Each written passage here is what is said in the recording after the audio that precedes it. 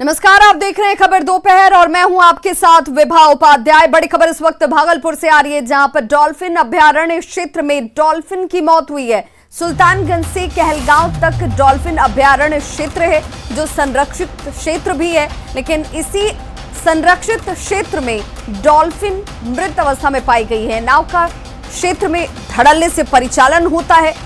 अभयारण्य क्षेत्र में डॉल्फिन का शव मिलने के बाद से हड़कंप मच गया है। पर्यावरण प्रेमियों ने इसे लेकर चिंता जाहिर की है। जीव जंतुओं के संरक्षण के लिए हेल्पलाइन नंबर की मांग की गई है, ताकि अगर किसी को इस तरह की गतिविधियां नजर आती हैं तो हेल्पलाइन नंबर पर इसकी जानकारी दी जा सके। इसकी मांग अब की जाती हुई पर्यावरण प्रेमियों ने इसे लेकर चिंता जाहिर की है। जो गंगा है सुल्तानगंज से कहलगांव 60 किलोमीटर, ये सेंचुरी एरिया है। अब सेंचुरी एरिया में बहुत सारी चीज़ें प्रतिबंधित होती है। मैं यहाँ धड़ल्ले से शिकार हो रहा है, इसका मैंने कई बार कंप्लेन किया भारत सरकार से, बिहार सरकार से, स्थानीय प्रशासन से।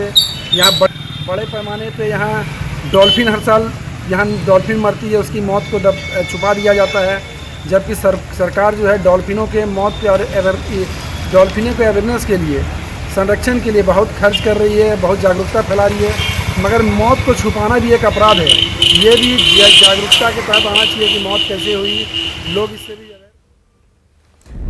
और अब ऐसे में देखिए, कई सवाल खड़े हो रहे हैं कि संरक्षित क्षेत्र है और उसमें आखिर नावें कैसे चल रही हैं, क्योंकि इनके परिचालन की इजाजत नहीं है। करोड़ों रुपए किस चीज पर खर्च होते हैं? संरक्षित क्षेत्र में आखिर डॉल्फिन की मौत कैसे हुई, यह भी एक बड़ा सवाल इस वक्त।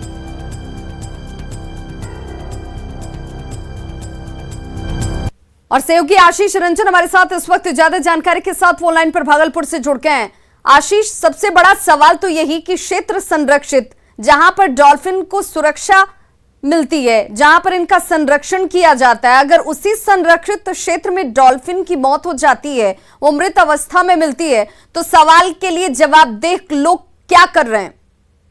जी देख लीजिए, यहाँ पर इससे पहले भी जो है इस तरह की घटना सामने आई है और हर एक बार जो है ये देखा जाता है कि जो वन विभाग के ओर से जो कार्रवाई होनी चाहिए वो कहीं से भी नजर नहीं आती है धरातल पर। और जब डॉल्फिन की मौत होती है तो कहीं ना कहीं उसको छुपाने का प्रयास इन लोगों के द्वारा लगातार किया जाता है कि मीडिया में इस तरह की खबरें नहीं आए।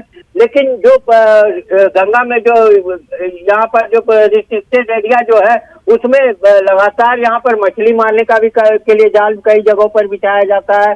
गंगा में उसी तरह से जो मोटर संचालित नावें हैं। आशीष, क्या स्थानीय प्रशासन को इसकी जानकारी नहीं होती है? क्या उन्हें इस बात की जानकारी नहीं है कि इन संरक्षित क्षेत्रों में नाव की आवाजाही पर रोक है, यहाँ पर आप मछली नहीं मार सकते हैं, नाव का परिचालन नहीं कर सकते हैं, फिर ये सब कुछ क्या जानबूझकर किया जा रहा है? जी, ये जो है बीच बीच में कभी कभी जो है मीडिया में दिखाने के लिए जो है ये अभियान चलाया जाता है कि यहाँ पर इतने नाव पकड़े गए या यहाँ पर जाल मछली का जो बिछाया गया था उसको पकड़ा गया। लेकिन सबसे बड़ा बात है कि जो लोग इसमें संलिप्त हैं उनको की आज तक गिरफ्तारी नहीं हो पाई है, और जो कभी कभी इस तरह का दिखावा करके जो है एक तरह से इसकी अनदेखी की जा रही है। चलिए, बहुत बहुत शुक्रिया आशीष रंजन इस तमाम जानकारी के लिए।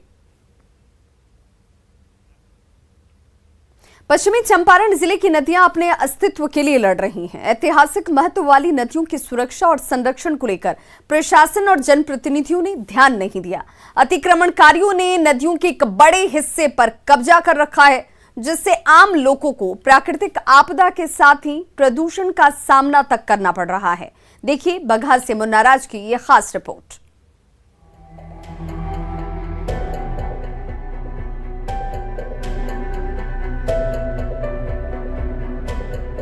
इन तस्वीरों को जरा गौर से देखिए। नाले में तब्दील ये नदी है। जी हाँ, सही सुन रहे हैं आप। ऐसी हालत बगहा के हरहा रामनगर की राम रेखा जैसी नदियों की आज हो चुकी है, वो भी अतिक्रमणकारियों की वजह से। जिन नदियों की चौड़ाई सालों पहले 50 फीट तक हुआ करती थी, वो आज सिमट कर रह गई है। नतीजा ये होता है कि हर बार बरसात के दिनों में बाढ़ का पानी रिहायशी इलाकों में प्रवेश कर जाता है। नदी की चौड़ाई जो आज से 10 से 15 साल पहले 45 से 50 फीट हुआ करती थी, जो आजकल कुछ अतिक्रमणकारियों एवं प्रशासन की मिलीभगत के कारण उसकी चौड़ाई महज 10 से 15 फीट हो गई है। लोगों को बाढ़ का सामना करना पड़ता है। यही नहीं, राम रेखा नदी में तो चीनी मिल का विषाक्त जल तक प्रवाहित होता है। हरिनगर चीनी मिल के पास से गुजरते ही इस नदी का अतिक्रमण शुरू हो जाता है। नदी के ऊपर से मिल के बगास की ढुलाई होती है, जिसके लिए मिल प्रबंधन ने बकायदा उपकरण लगा रखा है। ऐसे ही हालात दूसरे इलाकों में भी देखने को मिल जाएंगे। एक बार को आपको देखने से नहीं लगेगा कि ये किसी नदी का हिस्सा भी है। बगहा की हरहा नदी हो या फिर रामनगर की रामरेखा, लगातार अतिक्रमण ने पांव पसारता रहा। नदी की धारा रुकती रही और बाढ़ की तबाही भी इस अतिक्रमण के साथ ही शुरू होते रहा। प्रशासनिक अमला खामोश रहा, तबाही मचाती रही। हरहा नदी हो या फिर रामरेखा, कभी ये नदियां जिले में जीवन दायिनी के रूप में मानी जाती थीं, लेकिन आज हालात ऐसे बन चुके हैं कि नदियां अपने अस्तित्व के लिए संघर्ष कर रही है। घास और झोपड़ियों से पटी नदियों की सुरक्षा और संरक्षण पर भी कभी प्रशासन और जनप्रतिनिधियों ने ध्यान नहीं दिया। हाँ, रामरेखा नदी के तट पर सौंदर्यीकरण के नाम पर केवल सीढ़ियां बना दी गयी, जिसका उपयोग लोग छठ पर्व मनाने में ही करते हैं। मुन्ना राज, न्यूज़ 18 बगहा। तो नदियां अपने अस्तित्व के लिए खुद ही लड़ रही हैं, जद्दोजहद साफ नजर आती है। दरभंगा शहर में नदी पर अतिक्रमण की तस्वीर सामने आई। पहले नदी को कचरे से भर दिया जाता है और फिर उस पर कब्जा जमा लिया जाता है। दरभंगा शहर से 5 किलोमीटर दूर सारा मोहन में अवधारा समूह की नदी गुजरती है। यहां पर भी अवैध कब्जे का खेल जारी है। देखिए संवाददाता विपिन कुमार दास की रिपोर्ट। बिहार हर साल बाढ़ से ग्रसित होता है और इस बाढ़ का एक मुख्य कारण हमारी जो नदियां और नहर है उसका होता अतिक्रमण है। हम अभी आपको दिखा रहे हैं दरभंगा के सारा मोहनपुर में खड़ा हैं और ये हमारे पीछे आप देखिए, ये अधवारा समूह की एक नदी है। जो नदी सदर और केवटी के तरफ से जो भी पानी आता है वो पानी इस नदी से होके गुजर के आगे चली जाती है। लेकिन आप देखिए कि जो सरकारी महकमा है उसके ही द्वारा जो है यहाँ पर अतिक्रमण किया जाता है। जो नगर शहर का कचरा होता है वो कचरा यहाँ पर लाके डाल दिया जाता है और जिसके कारण ये नदी धीरे धीरे कहें तो एक तरह से सिमटता जा रहा है। आप हमारे चारों तरफ देखिएगा तो आपको सिर्फ कचरे का अंबार दिखेगा और आप देखिए कि वो जो नदी का बहाव है उसके सामने सामने भी जो है कचरा लोगों ने नगर निगम के जो ट्रैक्टर है यहाँ आके गिरा जाते हैं, जिसका यहाँ स्थानीय ने विरोध किया तो अब जाके जो है ज़रूर बंद कर दिया गया है। लेकिन ये कचरा धीरे धीरे जो है यहाँ पर कहे तो नदियों का जो फ्लो है उसको कहीं ना कहीं रोक दिया है। हमारे साथ एक स्थानीय है, हम उनसे बात करना चाहेंगे कि आखिर ये जो, एक मिनट सुनिएगा भाई साहब, ये जो नदी के आगे कचरा है नगर निगम के द्वारा गिराया जाता है क्या? जी गिरा था 2 साल पहले। ये पर्सनल मेरा ज़मीन था, नगर निगम से लीज पर दिए हुए थे, ये भरा गया, इसको बंद करवा दिया। ये देखने से लगता है, ये जैन मेरा ज़मीन है, मेरे दादाजी मेरे पिताजी के नाम से। ना इसमें तालाब फूट गया था, बाढ़ आया था ना पुल से, ये तालाब फूट गया था। ये पानी शहर का पानी आकर के ये नाला है, रोड साइड से ना जाके नदी में बह जाता। तो इनके ये दावे हैं जरूर कि ये उनका ज़मीन है। तो अक्सर यही होता है कि जब नदियों के बहाव को रोक के मिट्टीकरण कर दिया जाता है, जब उसे भर दिया जाता है तो लोग इस ज़मीन पर दावे करने लगते जरूर हैं। विपिन कुमार, न्यूज़ 18 दरभंगा। दरभंगा के बिरौल अनुमंडल क्षेत्र में बाढ़ का पानी नए इलाकों में अब तेजी से फैल रहा है। हालात ऐसे हैं कि एसटीओ ब्रजकिशोर लाल के आवासीय परिसर में भी बाढ़ का पानी जो है वो घुस गया है। देखिए तस्वीरें आपके सामने हैं, जहां पर एसटीओ से मिलने आने वाले लोगों का ये कहना है कि वो अपनी फरियाद लेकर आते हैं, लेकिन गेट के बाहर से ही उन्हें वापस लौट जाना पड़ता है। आपको बता दें कि पश्चिमी इलाके में जीवछ नदी में जल स्तर में वृद्धि होने की वजह से ये मुसीबत लोगों के सामने है और इस मुसीबत से दो चार हो रहे लोग। कार्यालय एवं आवासीय कार्यालय में आपको दिख रहा है कि पानी घुसा हुआ है। लोग दूर दराज से आते हैं, यहाँ इस पानी को देख के ही लौट जाते हैं कि अनुमंडल पदाधिकारी के ही घर में पानी घुसा हुआ है, कहाँ है नहीं है। मुख्यमंत्री जनता दरबार में फरियादी अपनी समस्या से पहुंचते हैं इन समस्याओं को लेकर के, और मुख्यमंत्री नीतीश कुमार उनके इन समस्याओं का समाधान ऑन स्पॉट करने की कोशिश कर रहे हैं। ऐसे 3 फरियादी जनता दरबार में पहुंचे। मुजफ्फरपुर से आई रामपुकार देवी दिव्यांग हैं। उन्होंने बताया कि नौकरी के लिए वो हर तरह से योग्य हैं, बावजूद इसके उनसे रिश्वत की मांग की जा रही है। वहीं मुजफ्फरपुर के ही राम प्यारे ने बताया कि दहेज के दानों ने उनकी बेटी की जान ले ली।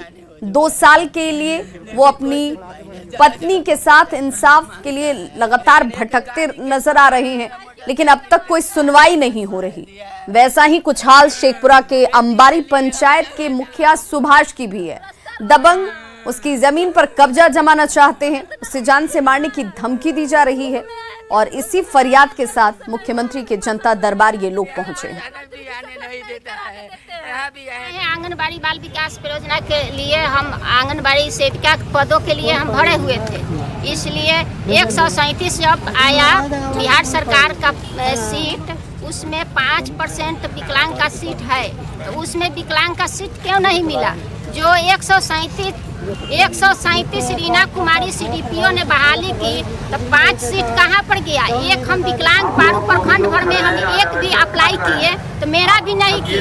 वो पैसा के लिए दलाल ठीक की थी, तो दलाल आया हमारे यहाँ पैसा के लिए, कहा कि 1.5 लाख रुपया दो। क्या बहुत शौक सौदा के साथ हम अपने लड़की के शादी किए हुए थे सर, लेकिन एक गाड़ी के कारण मोटरसाइकिल के कारण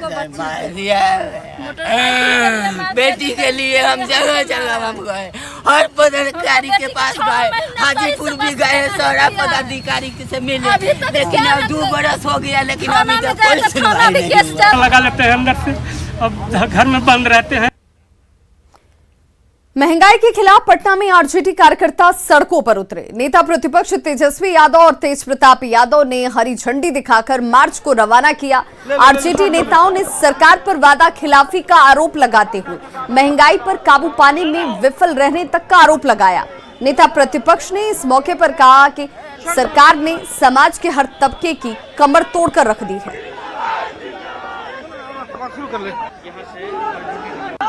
कमर तोड़ महंगाई है पूरे देश भर में।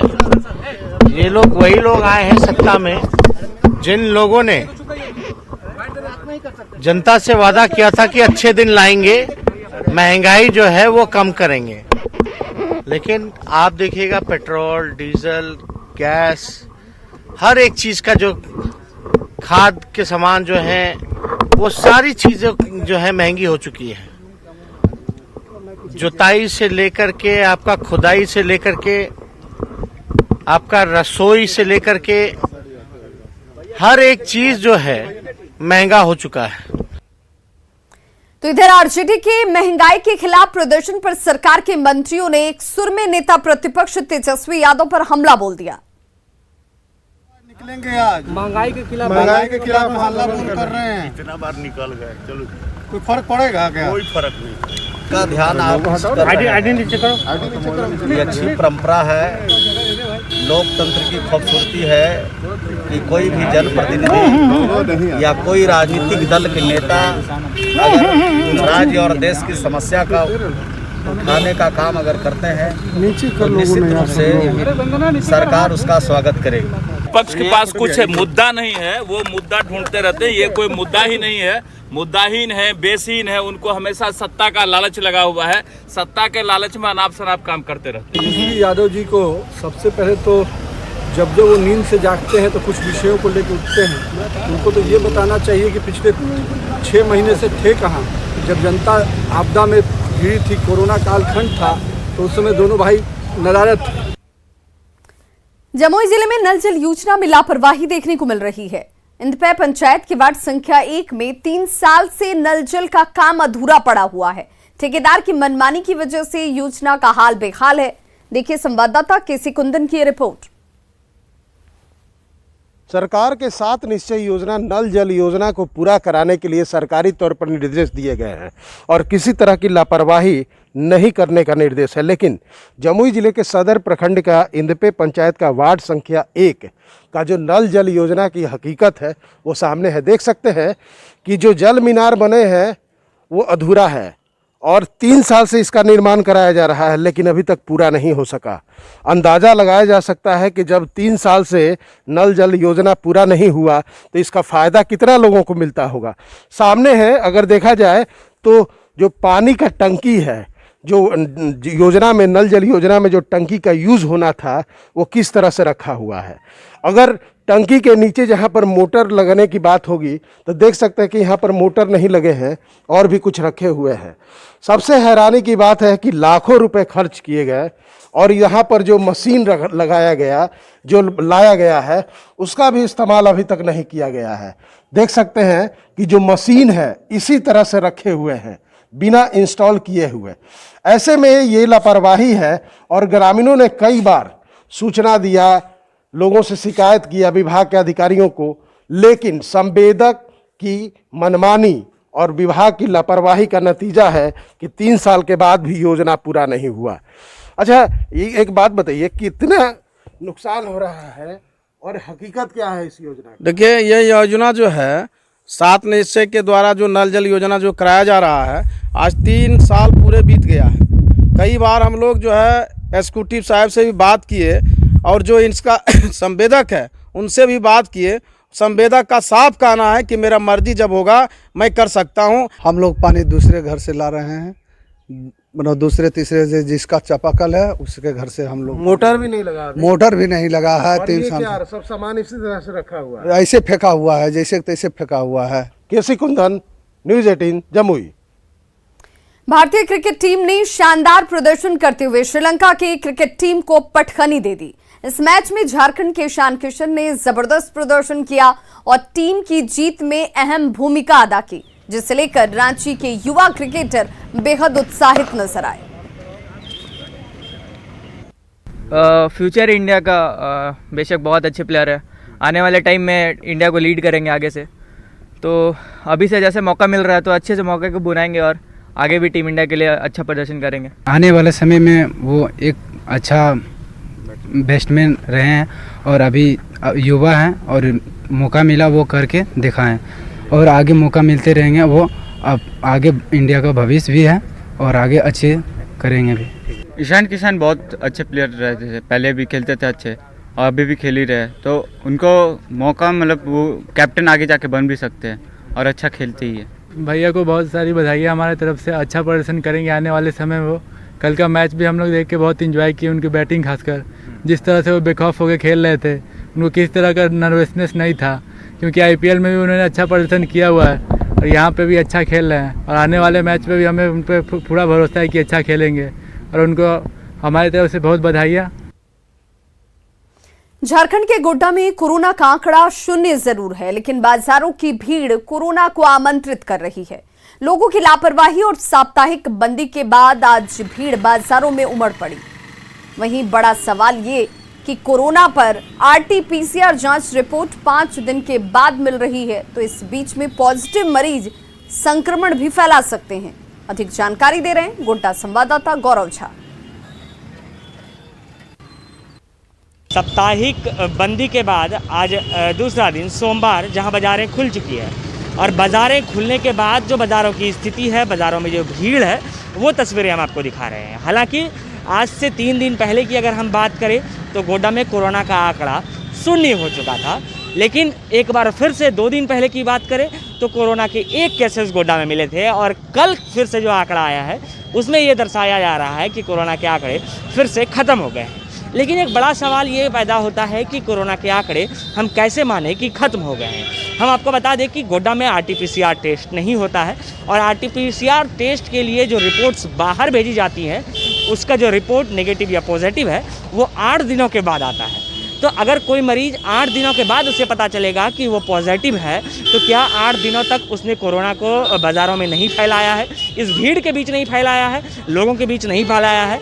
ये एक बड़ा सवाल होता है कि अगर आरटी-पीसीआर का जो टेस्ट है वो करने के लिए जब रिपोर्ट बाहर जाता है, वहाँ से जब वो 8 दिन के बाद आएगा तो यकीनन इस 8 दिन के दरमियान वो टेस्टिंग कोरोना जो स्प्रेड है वो बढ़ाएगा ज़रूर। और लोगों की जिस तरीके से भीड़ है बिना मास्क के, ये भी एक बड़ा सवाल प्रशासन पर भी होता है कि अब तक नियंत्रण क्यों नहीं हो पाया है। Gaurav Jha, news 18। Network 18 federal bank Sanjeevani गाड़ी भारत के कोविड प्रभावित जिलों में जा रही है। वैक्सीन के लिए जागरूकता फैलाने की हमारी इस मुहिम को आप भी अपना सहयोग दीजिए। चलिए अब आपको दिखाते हैं संजीवनी गाड़ी अब तक कहां गई और आज कहां है।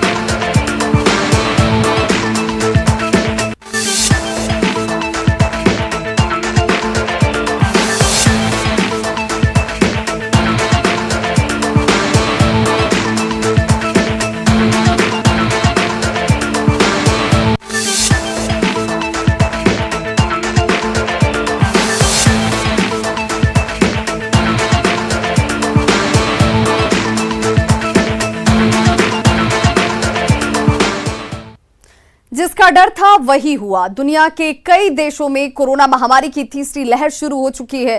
WHO ने भी दुनिया में थर्ड वेव के शुरू होने का ऐलान कर दिया है।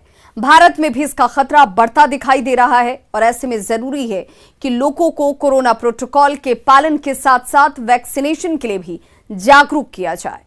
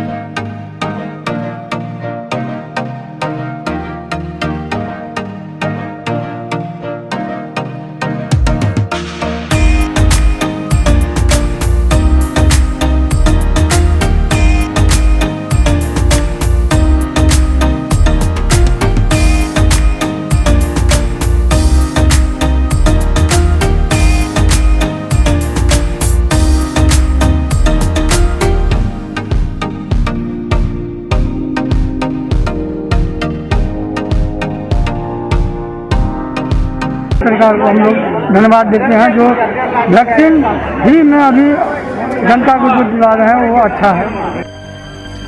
जाहिर है वैक्सीनेशन कैंप का ये मंजर किसी मेले से कम नहीं है। ऐसे में जरूरत लोगों को कोरोना प्रोटोकॉल के पालन के लिए और जागरूक करने की है, क्योंकि कोरोना के खिलाफ वैक्सीनेशन निश्चित तौर पर सबसे ज्यादा प्रभावकारी है। लेकिन इसका मतलब ये कतई नहीं कि वैक्सीनेशन के बाद कोरोना का खतरा पूरी तरह से टल जाए। लिहाजा हमें ये नहीं भूलना चाहिए कि टीका रामबाण है।